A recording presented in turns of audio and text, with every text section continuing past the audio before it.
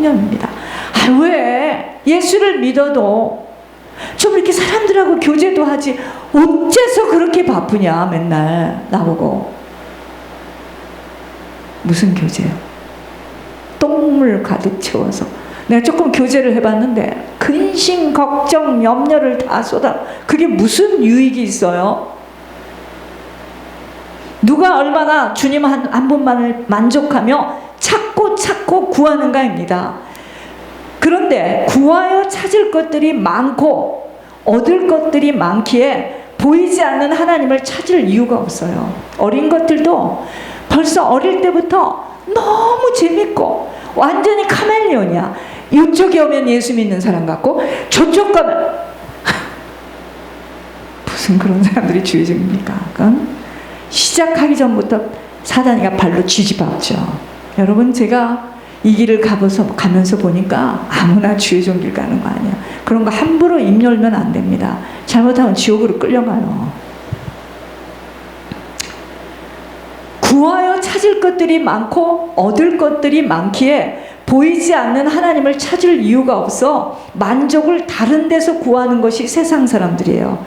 그러니까 가까이 하던 그런 관계가 끊어지면 막 재밌을 이유가 없죠. 아무것도. 지금 주님을 구하고 찾아야 되는데 주님을 아직 못 만났어요. 짝사랑하는 겁니다. 진짜 주님 만나면요 미쳐요. 아무것도 구할 수 없고 찾을 길 없어 헤매이며 울부짖는 자들에게 주님은 그의 인생을 추적하며 만나주셨습니다. 그런 자들은 주님만이 모든 것이 될 수밖에 없어 주님을 간절히 찾고 구하는 거예요. 솔로몬은 다윗의 아들로서 하나님은 그를 택하여 아들을 삼고 아버지가 될 것이라고 약속하십니다. 여기까지 성경을 읽게 되면 안심을 하게 되고 아버지가 부르셨다 하니 나도 하나님을 믿고 있으니 나의 아버지가 될 것이라는 착각들 속에서 신앙생활을 하다가 여러분, 내 아버지가 돼야 됩니다. 내 부모가 믿던 하나님이 되면 안 돼요. 내 아버지, 우리 부인이 믿는 하나님, 우리 남편이 믿는 하나님, 우리 시어머니가 믿는 하나님이 되면 안 돼요. 나의 하나님, 내 아버지, 내 아버지 만나봤어야지. 답답해 죽을 지경이야. 보이지도 않고 들려지지도 않고 맨날 잘 믿으라 하는데 이미 보고 먹은 것은 많고 죽을 지경이에요.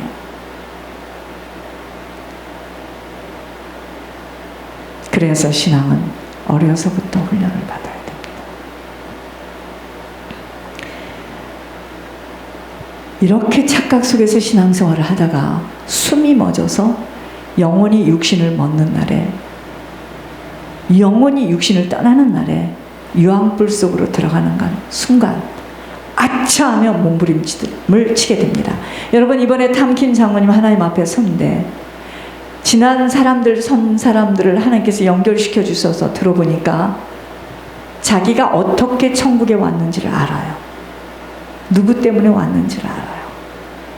자기가 어떻게 사는 인생도 알고 자기가 어떻게 해서 오지 않아야 될 이곳에 왔는지를 알게 됩니다. 그날에는 모든 것이 다 밝혀져요. 그러나 그 약속은 하나님이 어떤 약속을 하셨을 때 믿음의 과정이라는 뼈가 시린 훈련과 과정을 통과해낼 수 있어야 하는 과제를 통해서 약속이 성취되는 거예요. 그 과정이 뭔지 아세요? 그것이 곧 만일이라는 단어입니다. 그가 만일 나의 계명과 법도를 힘써 준행하기를 오늘과 같이 하면 지속의 비밀입니다. 신앙은요, 어제 아니에요. 내일 아니에요. 오늘입니다. 과거에 내가 어떻게 헌신했고 어떤 역사를 일으켰고 어떤 인정을 받았어도 오늘 나의 모습이 내 신앙이에요. 하루하루를 점선으로 조심조심 두려움을 갖고 아버지 말씀에 순종하며 걸어가야 할 이유입니다. 은사주의자들이 여기에서 낭패를 보는 거예요.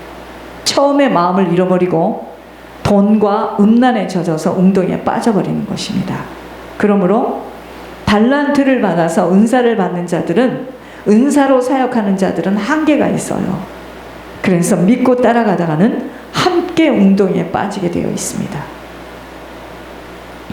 은사는 각자에게 주신 것이므로, 각자에게 나오는 것이므로 믿을 수 없는 한계성이에요. 엄청난 신비를 만날 수도 있고 각종 역사도 나타날 수 있음은 사단은 성경을 가지고도 기막히게 일할 수 있기 때문에 은사 중심으로 치우쳐서는 사단의 계략 이겨낼 수 없게 됩니다. 오직 하나님이 하시는 일들이어야 합니다. 하나님의 장중에 붙들려서 하나님의 안에서 일하는 자들은 자신의 한계와는 무관하게 도구로만 쓰임받게 되고 자신조차도 하나님의 음성을 들으며 깨닫고 한 걸음 한 걸음 걷게 되는 거예요. 성경적인 사역입니다. 자신의 능한 것으로 나온 것들이 아니기에 자신을 자랑할 수도 없는, 오직 하나님만이 하신 것만 드러나 하나님께만 모든 영광을 올려드리게 되어 있습니다. 오늘 솔로몬에게 하나님의 택하심을 받고 아들로까지 삼음을 받고 그의 아버지가 될 것이라는 약속을 주었지만 그 약속의 효험은 지키고 견뎌내어야 할 믿음의 과정을 통과해야 하는 것으로 완성되는 것입니다. 아브라함에게 하신 언약을 되풀이하는 것으로 단지 솔로몬에게 주신 것만이 아닌 다윗 가문 전체, 그리고 오늘 우리들에게 적용되는 약속이에요. 이 약속은 예수 그리스도에 의해서 성취되었습니다. 그러므로 하나님이 주신 약속들은 여러분 중요한 이야기예요. 고개를 들고 들으셔야 돼요. 하나님이 하신 약속들은 내 안에 그리스도의 형상이 회복되어진, 성품되어진 것만큼만 약속이 내게 나타나게 되어 있습니다. 속사람이 갱신되어져야 할 이유입니다. 이게 회개가 다라는 이야기예요. 경건의 모양으로는 아니 돼요. 그래서 주의 종들이 목회를 했다고 천국 가는 거 아니에요. 내게서 그리스도의 향내가 품어내지는, 그리스도의 능력이 나타나는 경건의 능력이 나타나야 됩니다. 성령이 비둘기 같은 형체로 그의 위에 강림하시더니 하늘로부터 소리가 나기를 너는 내 사랑하는 아들이라 내가 너를 기뻐하노라 하시니라. 그러므로 믿음의 행함을 잘 지켜나갈 때 아버지의 약속은 내 것으로 성취되는 것이지만 아까 뭐라 그랬죠? 삼가하라고 그랬습니다. 만일이라는 믿음의 과정을 통과하려면 삼가해야 될 게 너무 많아. 왠지 아세요? 원수가 있기 때문이에요. 가만히 있지 않습니다. 약속 같은 소리 하고 있네. 문 밖에서 딱 기다리고 있습니다. 죄만 지어라. 네가 지금 교만하게 입을 열었어? 쏙 들어갑니다. 어째서들 그렇게 입을 함부로. 여러분, 삼가지 못하고 방종 속에서 타락의 늪을 걷게 될 때는 유황불로 떨어진다는 교훈을 받아야 합니다. 본문을 통해서. 계명과 법도를 힘써 준행하기를 오늘과 같이 하면, 솔로몬에게 지금 그랬죠. 믿음의 과정을 지속하게만 된다면 그러므로 인내함이 필요한 거예요. 여호와의 모든 계명을 구하여 지켜야 하는 믿음의 과정입니다. 여호와의 계명이 뭡니까? 여러분, 그 계명이 10계명, 마태복음 5장, 6장, 7장 잘 읽어보라고 하는데 여러분, 그 계명 중에 하나가 뭔지 아십니까? 하나님이 지금 강단을 통해서 말씀하고 계시고 하나님 목자를 세워서 이야기하고 있어요. 근데 그건 사람의 말이야. 내가 예물 못 내니까 나는 미워해서 저렇게 얘기하는구나. 그러니까 이 사람은 지금 계명을 전혀 못 지키는 거예요. 이번에 하나님께서 진단한 사람들에 대한 이야기입니다. 너는 그냥 내가 알았던 그 사람이고 권 목사님이 뭐라고 했는지 무슨 복을 받겠습니까? 무슨 응답을 받겠습니까? 가슴에 손을 얹고 생각해 보세요. 여러분 그런 생각을 안 한 사람이 누가 있습니까? 다 알아서 판단하고 모여서 얘기하고 성격이 강화되는 동. 그 결과가 오늘 여러분들의 모습이에요. 다른 데서 찾지 마세요. 왜 이렇게 됐는가? 계명을 못 지켰어요. 하나님이 하시는 말씀을 그냥 자기 눈으로 다 판단하고 듣고, 그래서 하시는 말씀 담이 너무 낮아. 그래서 목회자들이 멀리 떨어져 있는 거예요. 그러나 그거는 육체적으로 물리적으로 멀리 떨어졌다고 떨어져 있는 게 아닙니다. 영적인 비밀이 있어야 되고 힘이 있어야 돼요. 본문 9절에 보면 히브리 사람들은 가문의 선조들의 그 체험을 후손들에게 그대로 전승시키는 그 교육 방법으로 가정 교육을 유지한 것입니다. 이는 곧 뭐라 그랬죠? 너희 하나님 여호와께서 너희에게 가르치라고 명하신 명령과 규례와 법도라. 너희가 건너가서 차지할 땅에서 행할 것이니 곧 너와 내 아들과 내 손자들이 평생에 내 하나님 여호와를 경외하며 내가 너희에게 명한 그 모든 규례와 명령을 지키게 하기 위한 것이며 또 내 나라를 장구하게 하기 위한 것이라. 이것만이 참 교육인데, 교육은 바로 이거예요. 여러분, 교육은 말로 하는 것이 교육이 아니에요. 보여주는 겁니다. 본 바가 없잖아요. 어머니 아버지 싸우고 머리 잡고 싸우고 악을 바락바락 쓰고 면도칼로 긋고 욕하고 뿌리고 딴 여자 끼고 살고 이혼하고 별거하고 가난해서 남의 거 훔치고 도둑질하고 이런 것만 봤잖아요. 자기 혈기로 막 자녀를 때리면서 왜 맞아야 되는지를 모르고 다 맞은 거야. 그러니까 상처가 다 들어오고 지 화풀이로 때리는 거지. 이것만이 참 교육인데, 물질 문명이 발달되어서 교육은 다 이기적인 경쟁심을 불러일으키고, 여러분 학교를 왜 갑니까? 왜 좋은 학교 가려고 눈을 부릅뜨고 난리를 칩니까? 돈 벌려고 가는 거예요, 학교. 여러분 그거 아세요? 학교 가서 인성교육을 시킵니까? 신앙교육을 시킵니까? 세상신이 붙들고 있는 물질을 얻기 위해서 교육으로 쓰여지고 있어. 온 세상은 사단에게 붙들려 조종받고 있는 겁니다.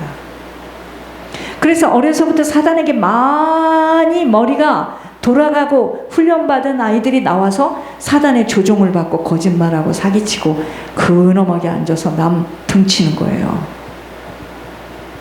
이제 알았습니까? 누가 제일 도둑질 많이 하는 줄 아세요?